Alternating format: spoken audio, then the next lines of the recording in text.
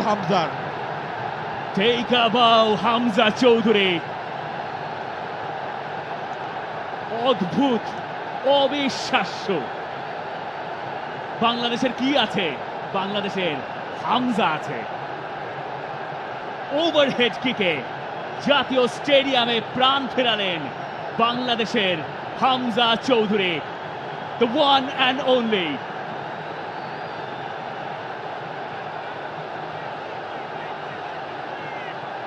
যেই হাসির অপেক্ষায় ছিল সবাই, ফয়সাল আহমেদ ফাহিমের সেই সাপ্লাই, জামাল তার ভিশনটা ছিল পারফেক্ট, হামজা অবিশ্বাস্য। বডির ব্যালেন্সটা রাখা, বলটাকে প্লেস করা, এটা কেবল হামজার দ্বারাই হয়তো সম্ভব। অ্যাক্রোব্যাটিক। আপনি এই দৃশ্য দেখবেন, বারবার দেখবেন, প্রতিবার দেখবেন।